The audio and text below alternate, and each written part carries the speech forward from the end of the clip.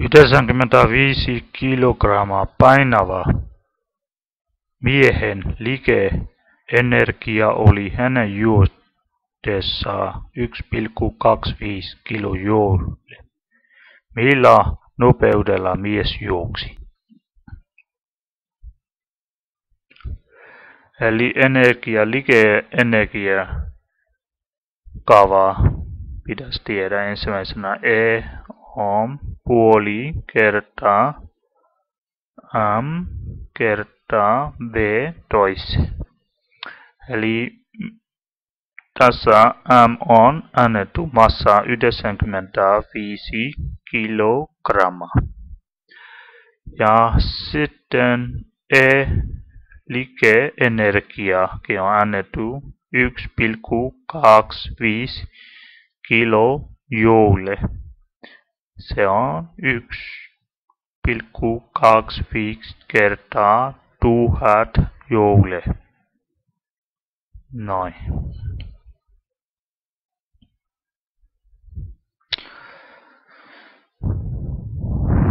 Nyt voi laskea nopeus.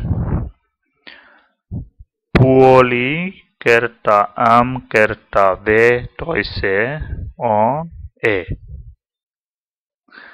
Ja tämä molemmille puolelle kerrotaan 2. Sitten 2 kertaa puoli kertaa mv toiseen 2 kertaa e. Eli molemmille puolelle 2. Ja sitten tuolla on 2 kertaa puoli, eli tämä supistuu.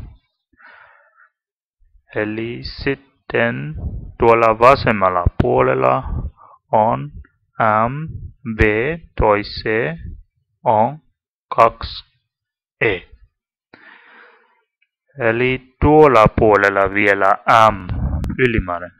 No niin, jaetaan molemmille puolelle m. Sitten täällä puolella m, v toiseen jaetaan m. Tuolla puolella 2e jaetuna m. No niin, eli tuo m täällä puolella supistuu noin. Ja sitten täällä vasemmalla jää vain v toiseen. V toiseen on 2e jaetuna m.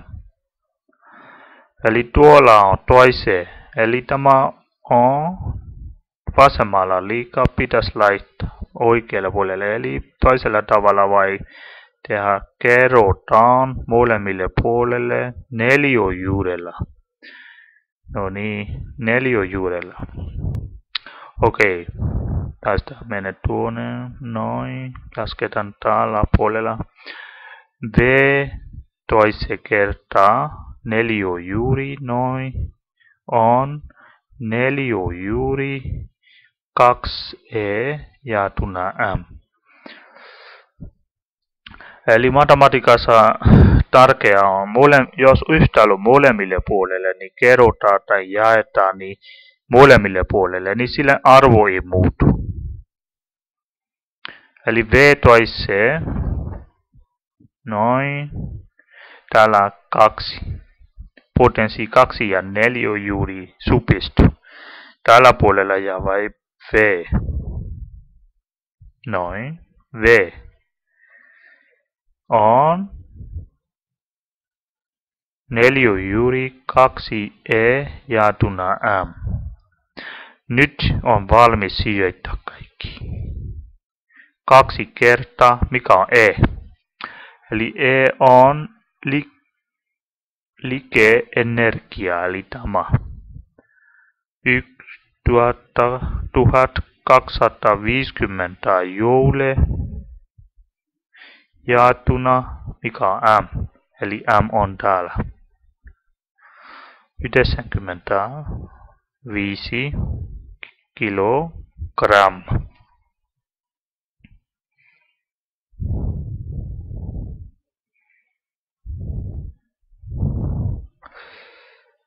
Eli silloin saadaan 5,12 metriä per sekunti.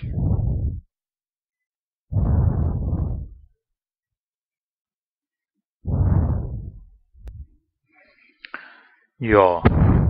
Eli meidän pitäisi muuttaa tuo kilometriä per tunniksi.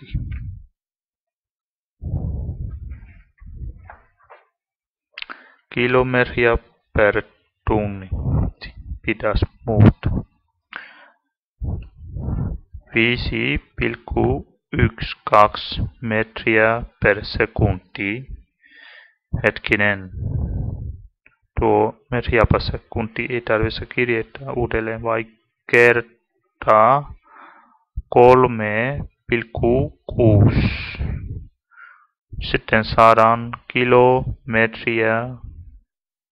kilometriä per tunti.